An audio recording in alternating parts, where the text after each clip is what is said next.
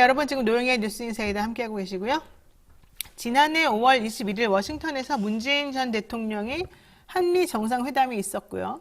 1년 만에 윤석열 대통령의 한미 정상회담이 있었습니다. 특히 1년 만에 정상회담에서는요, 전 정부와 현 정부의 분명한 차이가 있다는 해석이 나오고 있는데요. 관련해서 김종대 전 정의당 의원 모시고 자세히 한번 알아보겠습니다. 안녕하십니까? 네, 안녕하세요. 네.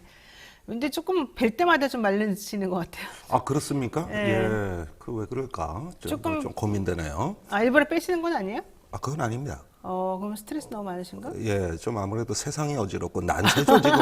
이렇게 어떤 어지럽고 전쟁하는 세상, 불타는 세계에서 제가 어떻게 살이 찌겠습니까? 아, 그래요. 예. 너무 애국심이 많으시군요. 예, 휴머니티가 또 있죠. 그러니까요. 예. 아, 제가 부끄럽네요. 저는 계속 찍고 있는데. 자, 본격적으로 여쭤보겠습니다. 네. 주말 동안에 한미 정상회담이 진행이 됐잖아요. 네. 좀 간략한 총평 한번 여쭤볼까요? 예, 아까 이제 사회자께서 소개할 때 작년 정상회담과 큰 차이가 있다 그러셨습니다만 역시 국가는 정권이 바뀌더라도 그 계속성과 연속성은 그렇죠. 유지되는구나. 이게 그렇죠. 작년 5월에 그 한미동맹에 대한 정상선언이 거의 그 경제, 안보, 그 다음에 글로벌을 아우르는 네. 어떤 아주 기념비적인 포괄적 그 전략적 동반자 관계를 사실상 합의했고 올해는 그것에 대한 어떤 새로운 대통령이 주석을 다는 단계로 네. 더 어떤 한반도보다는 인도 태평양이라는 지역으로 뭐 또 우크라이나 전쟁이 있는 세계로 이렇게 더 나가는 좀 어떤 가속화가 됐다고 봐야지 사실 작년 5월에 그 이미 마련한 그 로드맵으로 가고 있다. 거기서 반도체, 배터리 또 어떤 글로벌 협력 다 합의된 거거든요. 네. 예, 그런 점에서는 이게 너무 또 세계로 나가다 보니까 한반도가 빠졌어요. 예, 그게 문제죠. 너무 이렇게 우주와 별을 관찰하다 이제 우물에 빠지는 어떤 네. 철학자 이야기가 생각나는데 이게 좀 어떤 한반도 문제에 더 집중했으면 좋았을 걸. 그렇죠. 이건 뭐 거의 지역으로 인도 태평양으로 세계로 이렇게 너무 나가다 보니까 오히려 조금 북한은 방기된 것 같고 또 중국에 대한 고려라든가 우리 한반도 문제 자체에 대한 어떤 이야기는 오히려 왜소해 보이는 이런 정도로 많이 나간 회담이에요. 그러니까요. 사실 우리가 보기에는 알맹이가 없어요, 솔직히. 예, 그 소문난 잔치죠. 먹을 게 없는 예. 거죠. 참. 그런데도 이제 되게 괜찮다고 또 막 써대는 그런 분들도 많이 말은 계시더라고요. 멋있게 했잖아요. 예. 알겠습니다. 자, 첫 한미 정상회담, 그래도 성공적이었다고 보여주십니까? 예, 열흘 만에 한 정상회담으로서 무난했다. 무난했다. 사실 우린 사고 터지지 않을까, 급히 가다 체하지 않을까, 네네네. 여러 가지 걱정을 했는데, 그거는 다음 순서로 미뤄진 것 같아요. 예를 들어서 가장 중요한 합의는 다 나중에 한다는 겁니다. 언론에서 지금 미국의 전략 자산을 한반도에 상시 배치하기로 했다. 그렇죠. 그런데 내용을 실제 들어가 보면은 과거 정부에 다 합의했던 확장 억제 협의회를 열어서 추후에 협의하기로 했다. 네. 한미일도 앞으로 협력하기로 했다. 네. 이렇게 중요하게 한국이 받을 수 있는 거는 다 미래에 이야기하기로 했다고. 반면에 우리가 미국에 주는 거는 바로바로 현실적이고 그러니까 우리가 구체적이에요. 주는 건 현찰려주고 받을 건 외상으로 받고. 50억 달러, 100억 달러 이거 현대자동차가 협력하기로 했다. 뭘 투자하기로 했다. 반도체 공장을 져주기로 했다. 주는 건 구체적인데 받는 건 추상적이란 말이에요. 그러니까요. 왜 그래요? 그러니까 이게 급히 하는 정상회담이다 보니까 저쪽은 이미 준비가 다 끝내서 문재인 정부하고 약속했던 것을 구체적인 이익을 갖고 덤비는데 우리 같은 경우는 일단 대비 무대고 그러다 보니까 어떤 그 면을 세우고 신문의 일면 톱을 뭘로 세울까 이런 외부적인 어떤 변수에 좌우되다 보니까 아무래도 좀 보여주기 식으로 갈 수밖에 없지 않았나. 아니, 우리도 문재인 정부 때 했었던 게 있으면 그걸 토대로 해가지고 이렇게 준비해서 구체적인 거 이렇게 주세요 하면 되잖아요. 네. 근데 그걸 전부 다 그냥 또 쓰다가 없는 걸로 하고 다시 새롭게 뭔가 하려고 그러다 보니까 사실은 줄 거랑 받을 거를 구분을 제대로 못하고 예. 우리는 그냥 주겠다는 또 통 크게 주는 것만 또 그냥 막 얘기하고 그러니까 그런 거 제일 아니에요? 그 부분에 대한 코미디가 이건데 네, 너무 이해가 안 가는데. 예, 솔직히. 윤석열 대통령이 기자의 질문에 답변할 때 이렇게 얘기했어요. 과거 정부의 확장 억제는 해구산만 얘기하는 건데 우리는 해구산뿐만 아니라 전투기 미사일까지 포함한 그 확장된 억제를 이번에 협의했다 이 얘기예요. 근데 확장 억제라는 말 뜻이 무슨 말이에요? 과거의 핵무기뿐만 아니라 이런 미사일 방어, 항공모함 같이 다른 비핵 무기까지 확장된다. 그래서 확장 억제고 그 개념을 노무현 대통령 때부터 지금까지 유지해 오고 있는 건데 이걸 거꾸로 설명을 하시더라고요. 그러니까 개념을 좀 이해를 못했어요. 이건 개념을 잘못 알고 있는 거예요. 그러니까 윤석열 정부가 뭘 처음으로 했다 이렇게 얘기하는데 그건 이미 노무현 대통령 때 된 거고 과거 정부에서 다 강화시킨 거예요. 그러니까 새로 된 게 없어요. 근데 이게 레토릭, 그러니까 하나의 어떤 수사적인 이 상황이 무언가 우리가 새로운 시대에 메시하고 새로 뭘 했어 이렇게 자꾸 이야기를 호도해버리니까 네, 맞아요. 그러니까 결국은 까놓고 보니까 속빈 강정이 되는 거죠. 이거는 다 있던 얘기란 말입니다. 맞아요. 예. 그러니까 미래에 뭘 협의했다는데 그건 가봐야 하는 거고. 아니 그리고 솔직히 다 준비를 한 것도 다 뒤집어 엎어가지고 다 나중에 이러면서 또 자기네가 뭔가 하는 것처럼 새롭게 꺼내놨는데 결국 그건 아무것도 아닌 것 되잖아요. 예. 아 답답해 진짜. 예, 내가 그래서 참아 말을 너무 못해. 이런 어떤 레토릭에 현혹되지 마시고 구체적으로 무엇이 진전이 됐느냐, 우리가 몇 스텝을 나가냐 이렇게 좀 현실적으로 보셔야 되고 오히려 또 부작용도 걱정해야 돼요. 그럼요, 그럼요. 좋습니다. 자.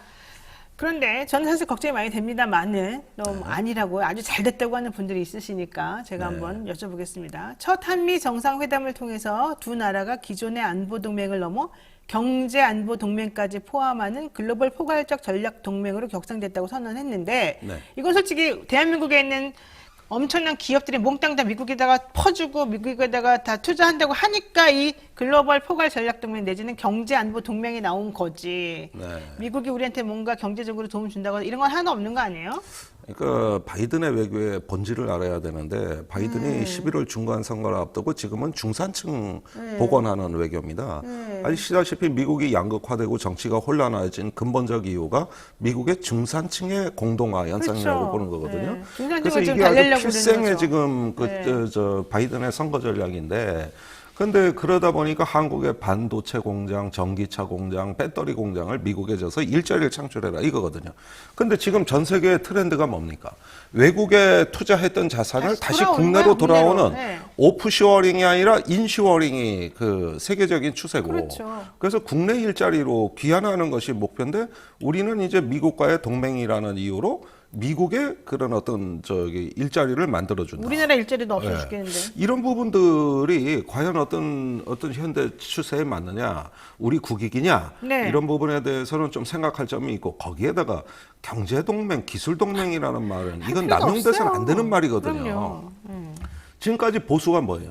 정치가 시장에 개입한다. 시장은 놔둬라. 경제는 경제 논리대로 해라. 이게 지금까지 보수의 이념인데 그렇죠. 동맹이라는 건 정치 논리입니다. 그래서 적을 상정하는 거고 네. 이렇게 해서 어떤 그 정치 논리, 이념의 논리로 경제를 접근하겠다는 얘기인데 필연적으로 탈이 나죠. 우리 삼성, 현대 같은 선도 기업들이 어디 뭐 국적과 이념 보고 장사합니까? 그러니까 이것은 세계화의 취지에도 위배되고 네. 어떤 자유무역과 공정질서 또 우리의 번영을 여태까지 이루어온 하나의 배경이라고 할 수 있는 세계화에도 위배되는 발상들이기 때문에 네. 필연적으로 이런 경제동맹, 기술동맹은 남용해서는 안 되는 프레임이라고 저는 보고 있습니다. 저는 제일 걱정되는 게 미국이 지금 생각하는 경제 동맹은 중국을 포위하자, 중국을 조금 배척시키고 우리끼리 한번 잘 해보자 이런 거잖아요. 솔직히 말하면. 근데 우리나라 입장에서는 중국을 그렇게 배척시킬 수 있는 건 아니잖아요. 우리도 중국하고 견제를 잘해서 균형을 맞춰서 나가야 되는 거잖아요. 그런데 그렇죠. 한미 정상회담 공동 성명에도 보면은 중국 견제 메시지가 아예 그냥 노골적으로 좀 딱 들리는 게 있단 말이죠. 네, 근데 네. 이게 과연 현명합니까? 저는 매우 좀 현명하지 않은 것 같은데 왜 이런 일을 하죠? 그러니까 경제를 앞세우고 기술을 앞세워서 중국을 견제한다는 방향이 이게 저로서는 이제 우리가 감당하기 어려운 새로운 어떤 압박이라고 보여지는데 이걸 넝큼넝큼 받아요. 네, 왜 그럴까요? 예, 작년에 우리 그 한중 무역액이 3천억 달러 돌파했고 네. 이때까지 대중 무역 흑자 누적액이 3천억 달러. 아마 미국이나 일본에 이랬으면 우리 아마 호되게 당했을 겁니다. 그러니까요. 그런데 중국은 그런 것들을 다 용인했고 또 반도체가 중요하다 그러는데 우리 반도체 수출액의 60%가 중국이 다 하고 중국이에요. 있고 네. 예, 이런 부분들에 보면은 이게 언어 도단이에요. 그래서 이것은 좋은 뜻으로 해석하자면 뭐 이런 건 있겠죠. 세계 경제가 불안하고 원자재가 폭등하고 공급망이 흔들리니까 우리나라는 미국, 일본 같은 나라의 소부장 협조를 얻고 또는 설계 기술을 얻고 대신 파운더리 우리가 어떤 제조국으로서 이렇게 어떤 협력적인 분업 체계를 갖춘다. 저는 네, 이거 네. 좋다고 봐요. 그게 왜 나쁩니까? 오히려 더 안정되게 하자는데. 그렇죠. 네. 근데 여기까지는 좋은데 지금 경제동맹, 기술동맹을 한다는 데는 그런 관계를 초월해서 뭔가 그게 아니라 미국의 일자리를 도와주고 중국의 부상을 막는 여기까지 가는 게 인도 태평양 전략 또 경제 프레임워크의 하나의 그 지향점이라고 봤을 때는 이런 경제동맹, 기술동맹이라는 말의 그 부작용과 그 독성이 그러니까. 이제부터 거기서 대중관계로 이어지는 거게 악화로 이어지게 되는 거거든요. 네네. 네. 저 그리고 또 제가 이상하게 생각했던 게 있어요. 뭐 쿼드 얘기가 되게 중요한데요. 네. 뭐 한미 정상회담 공동 성명에도 뭐 바이든 대통령이 쿼드에 대한 윤석열 대통령의 관심을 환영한다 이런 말이 들어가긴 했습니다만은 지금 쿼드가 중요하지도 않아요. 솔직히 말해서 미국이나 중국을 견제하는 4개국 협의체인 쿼드, 미국, 일본, 인도, 오스트레일리아 여기서 지금 한국을 받아들일 생각도 없다. 지금 네. 쿼드가 왜 여기서 나오냐 이제 이런 입장인 것 같더라고요. 네, 근데 왜 한국 우리가 간 거예요, 그거. 굳이 중국을 우리가 자극하는 쿼드 얘기를 우리가 계속하면서 요구도 안 했는데 우리가 먼저 해주겠다 그러면서 이렇게 이상한 액션을 취할까요? 쿼드 가입은 일본과 인도가 한국 가입을 반대하고 있습니다. 네. 그다음에 이번에 우크라이나 전쟁 때 인도가 러시아의 제재에 불참하면서 사실 그 쿼드가 어떤 그 하나의 협력체로서의 기능은 없죠, 완전히 이제. 무너졌어요. 네, 그게 상실됐죠. 미국하고 인도가 인도. 완전히 정반대로 갔기 때문에 그래요, 네. 그래서 별로 결속력도 없고 그 왜 해요? 근데 이런 거 우리가 왜 한다 그래요? 그러니까 자꾸 뭐에 끼어든다. 우리가 미국 옆에 쓴다. 그게 왜 그런지 서열이 모르겠어요? 높아진다고 보는 거예요. 아 진짜 그거 그게 바보 지금 아니에요? 정부의 사고방식입니다. 어... 그러니까 일본은 옆에 서 있는데 우린 빈자리, 우리 자리가 없다. 그러니까 우리가 간다는 뜻은 미국은 명예회장님이고 우리 계열사 사장 경쟁을 해야 되는데 이 동부가 지부장 계열사가 일본 같은데 우리 저 밑에 하청업체로 가 있단 말이에요. 그러니까 옆에 가서 쓴다. 이거를 국가의 어떤 서열, 국격 상승으로 본다는 거죠. 네. 그 좀 제대로 좀 판단을 하면 좋겠어요. 이게 뭐 낄 때 끼고 빠질 때 빠지고 이게 중요한 것 같아요. 그러니까 이제 여태까지 그 우리나라가 이만큼 성장하고 번영하고 또 북한을 관리했던 거는 다자주의 질서에서였거든요. 되게 이거 줄을 잘 타야 돼요. 그런데 신냉전으로 짜겐다. 네. 이랬을 때 요즘 북한 보십시오. 신났어요. 뭐 미사일 발사하고 뭐 터뜨려도 유엔 안보리에서 결의 하나 안 났대. 네, 아무 말도 안 해요. 완전히 협조 체제 다 깨졌어요. 그러니까 이런 식으로 주변의 북한 제재에 대한 어떤 국제 질서가 거의 지금 붕괴된 상황에서 어느 한쪽으로 우리가 한미일이 붙는다 하게 되면은 네. 저쪽은 북중러로 단결할 것이고 이렇게 되면 북한으로서는 기회의 창문이 열린 거죠. 사실은 한미일이 결속이 중요하냐, 그거보다 더 중요한 거는 북중러 결속을 막는 것이죠. 그것이 여태까지 20년 이상 북한을 관리해왔던 기본 시스템이 다 무너진다는 건데, 그렇죠. 이거는 아무렇지도 않게 방치하고, 이번에 북한 문제도 방치됐어요. 네, 맞아요. 이거는 방치하고, 한미일은 결속한다. 이미 결속하고 협력하는데 뭘 더 결속해서 그러니까 할 필요도 조금 없어요. 더 나가자는 게 이런 전략적 지형 변화보다 더 중요한 문제입니까? 맞습니다. 이 부분이 이제 균형 있게 고려 안 된 이유는 현 정부에서는 북한이나 중국을 아는 사람이 없어요. 오로지 미국식 사고와 미국식 교육을 받은 신분들이. 아니 그리고 한미일은 우리가 사실 뭐 미국하고 협조 안 한다고 말하고 딱 선언하지 않는 이상 그냥 기본적으로 공조 형태로 가는 거 아니에요. 뭐 그걸 굳이 말할 필요가 뭐가 따로 있어요. 그런 거 하느니 차라리 중국하고 껄끄럽지 않도록 잘 이렇게 맞춰 나가면서 우리 양쪽 눈치 잘 보면서 좀 하는 게 맞는 거 아닌가요? 왜 이렇게 답을 한쪽으로 알려주면서 그쪽 눈치만 보려고 그러는지 모르겠어요. 모르겠어요. 자, 제가 국방 잘 모르니까, 외교 잘 모르니까 함부로 말하는 걸 수도 있습니다만, 제가 보기엔 제가 이렇게 바보는 아닐 것 같아요.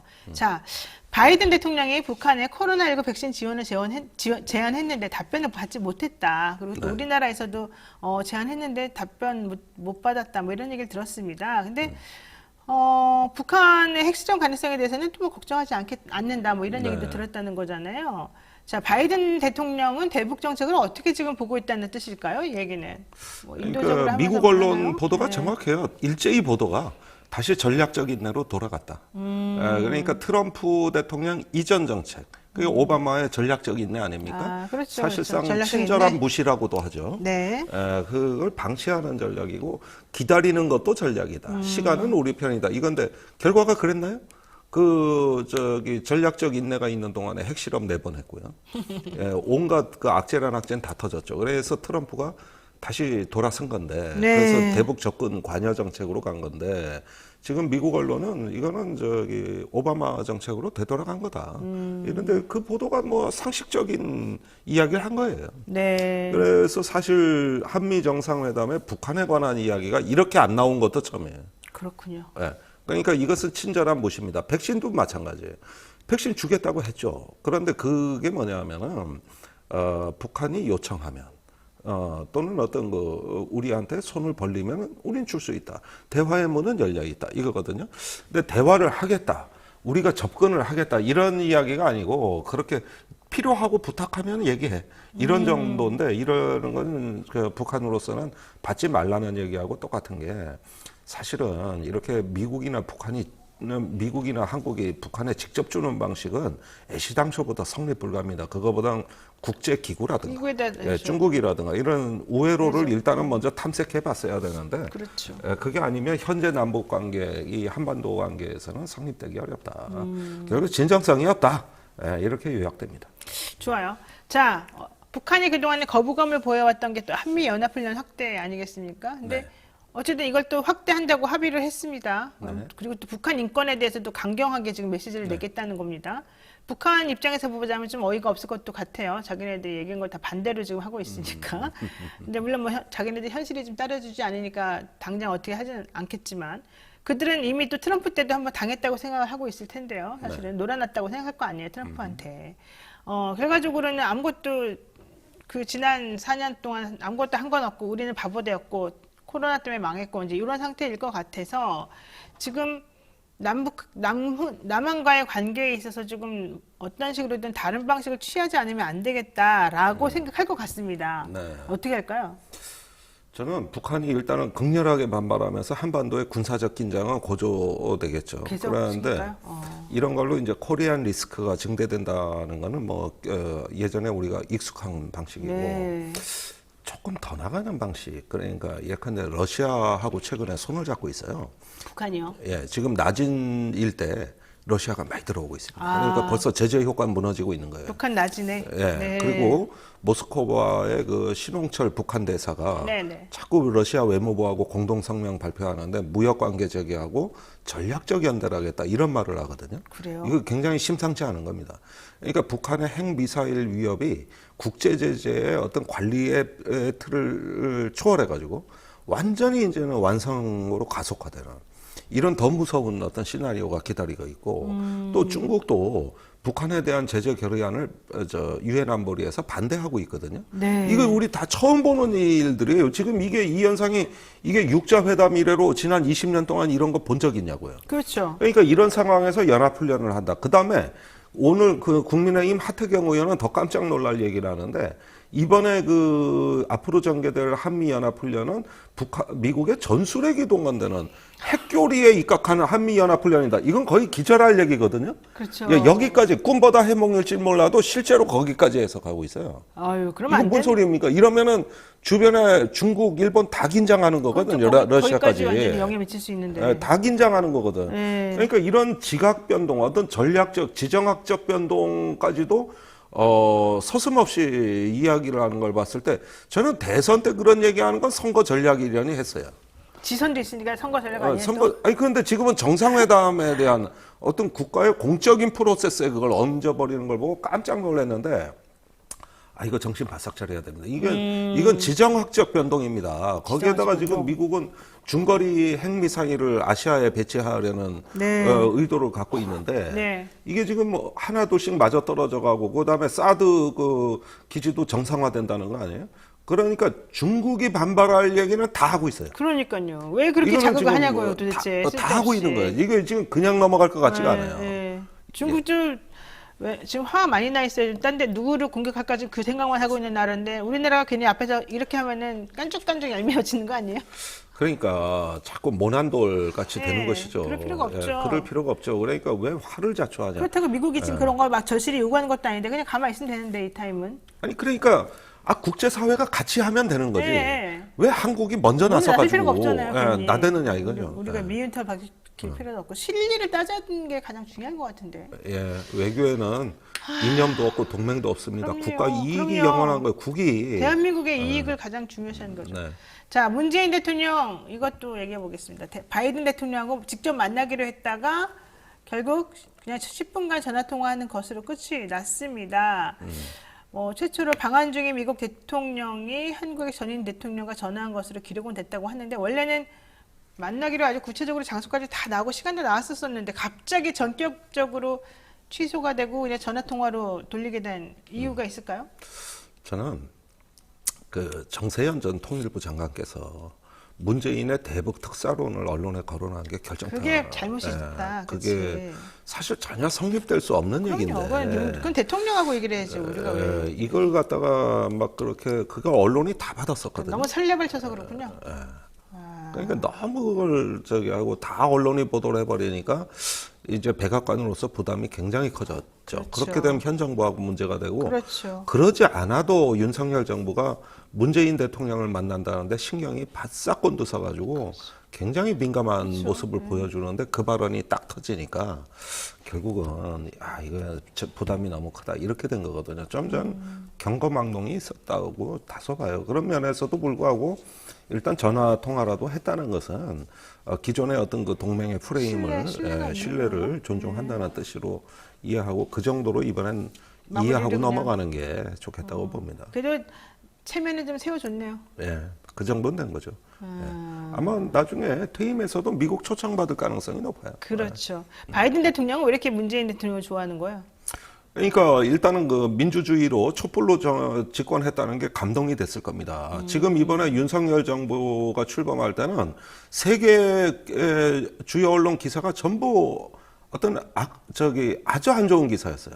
여성가족부에 대한 그 워싱턴 포스트 기자의 질문이 나온 것도 워싱턴 포스트가 한국 대선 때부터 계속 스캔들, 그 다음에 젠더 갈라치기, 이걸로 한국의 대통령 선거가 아주 망가졌다고 쓴 대표적 언론사가 워싱턴 포스트고, 그 다음에 그 대선이 끝나고도 미국의 싱크탱크 랜드 연구소 같은 데는 아예 한국 대통령 선거에서 놓친 것 하면서 여가부 폐지 문제를 정면으로 거론했고, 그 외에도 이제 캐나다에 있는 아시아 태평양 재단이라든가, 유럽의 어떤 가디언, 르몽드지도 그렇게 보고도 했고, 이게 뭡니까?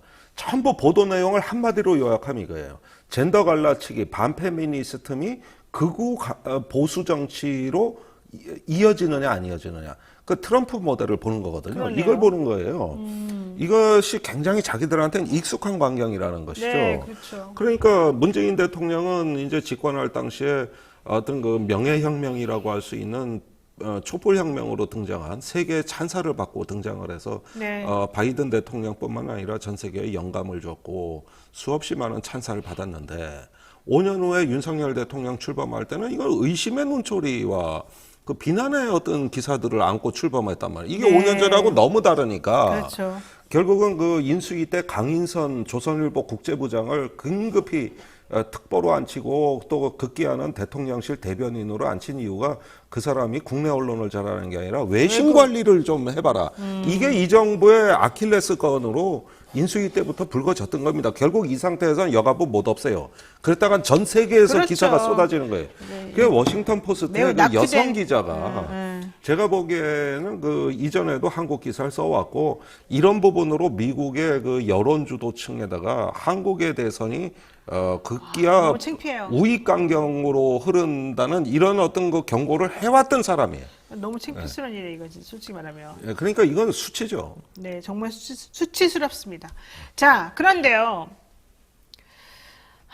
이거 수치스러운 게 한 3가지 또 나왔어요. 한미 정상 공동 기자회견 할 때 네. 질문은 한 가지만 해라. 예, 바이든 그렇죠. 대통령이 네. 내가 윤 대통령을 보호하겠다. 예. 뭡니까 도대체 이게 너무 창피스럽게.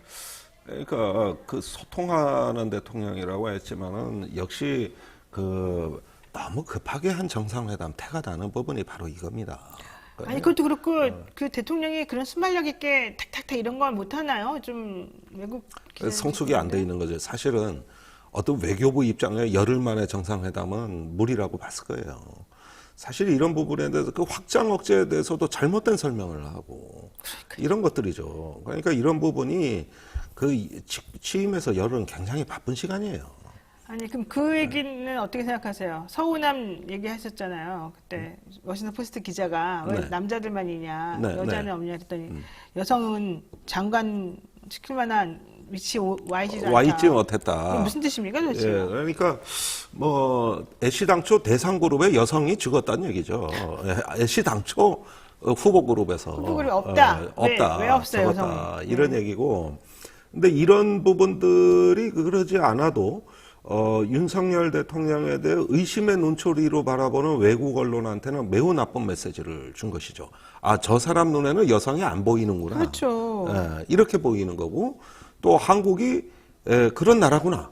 그러니까 이런 부분에 있어 가지고 어떤 심증을 확증으로 바꾸게나 만들지 않았을까. 이런 점에서는 사실 돌발적 질문이었긴 합니다만은 대처하는 수준이나 이런 부분들에 있어서 매우 어떤 국제사회에는 안 좋은 메시지를 줬고 국제사회에서 여성 차별이 얼마나 민감한 의존지 그건 아십니까 되게 이게 정말로 지금 한국이니까 이렇지 수준이 낮은 거죠. 그건 있을 수 예, 없는 이거 거죠. 굉장히 민감한 네. 거예요. 이건 국제 어떤 국가의 품격 국가의 예, 위상을 이런 부분을 위상을 알려주는 결정하는 거죠. 문제예요. 네, 맞습니다.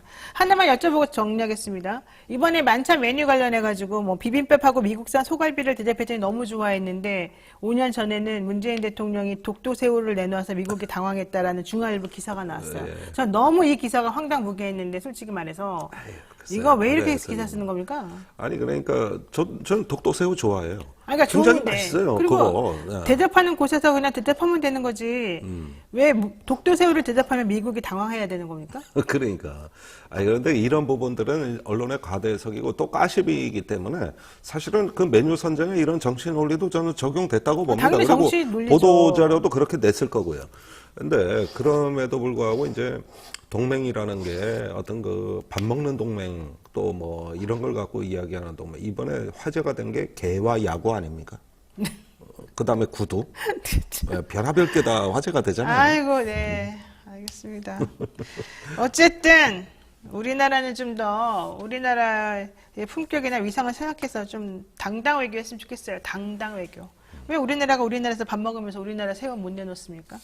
그거 가지고서 왜 부끄럽다고 그러고 당혹했을 거라고 생각하는 거죠. 그것도 5년 있다가 이제 와서. 저는 매우 이상하다고 봅니다. 네, 오늘 말씀 여기까지 나눠야 될 것 같습니다. 김종대 전 정의당 의원과 함께 했습니다. 고맙습니다. 네, 감사합니다.